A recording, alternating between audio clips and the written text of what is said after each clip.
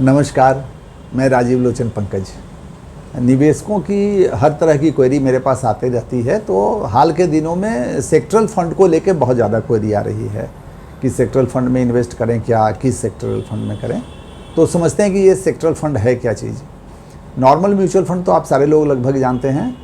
तो normal mutual fund में क्या होता है कि आप जिस भी कैटेगरी में जाते हैं, large cap, mid cap, small cap, वो फंड मैनेजर लगभग हर सेक्टर्स के शेयर्स में पैसा लगाते हैं। मतलब कुछ फार्मा का शेयर लिया उस फंड में, कुछ बैंकिंग लिया, कुछ आईटी लिया, कुछ इंफ्रास्ट्रक्चर लिया, वगैरह वगैरह।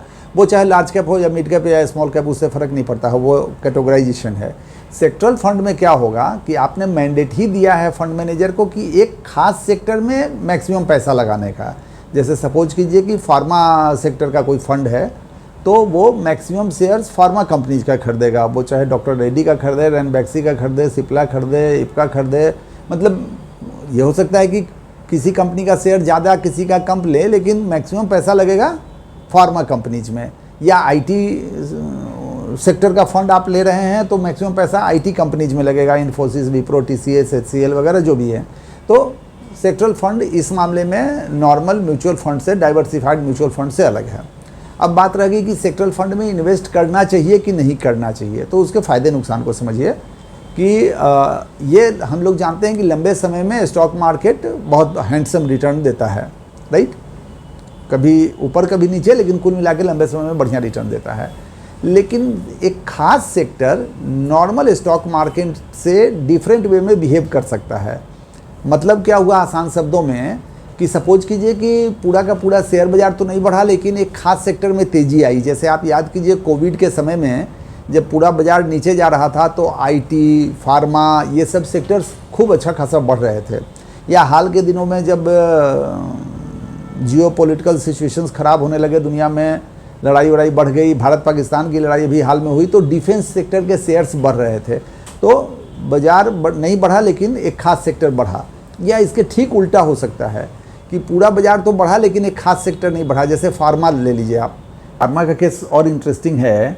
अभी हम लोग चर्चा कर रहे थे कि कोविड में पूरा बाजार नीचे जा रहा था और फार्मा ने बहुत ज़्यादा पॉजिटिव रिटर्न दिया। ठीक उल्टा 2016 से 19 तक अपना इंडियन स्टॉक मार्केट तो लगातार पॉजिटिव रिटर्न दिया, लेकिन फार्मा सेक्टर ने निगेटिव रिटर्न दिया।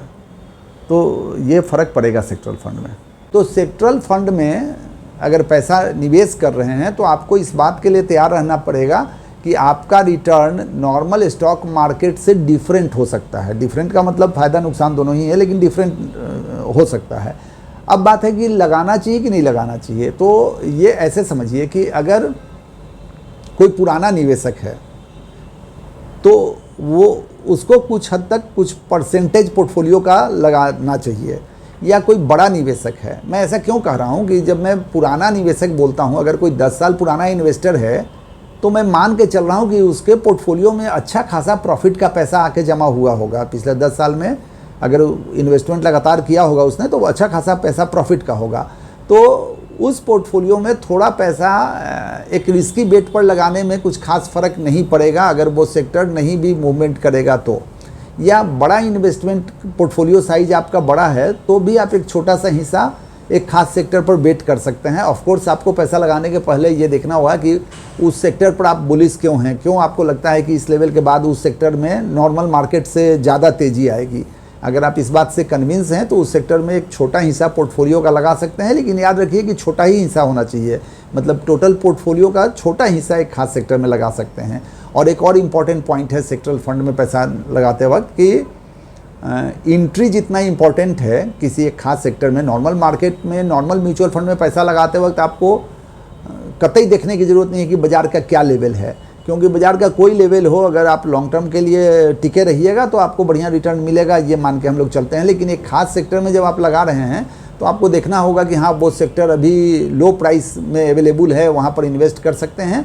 और उतना ही इम्पोर्टेंट पॉइंट है एग्जिट। नॉर्मल म्यूचुअल फंड में एग्जिट को लेकर कोई टेंशन नहीं है।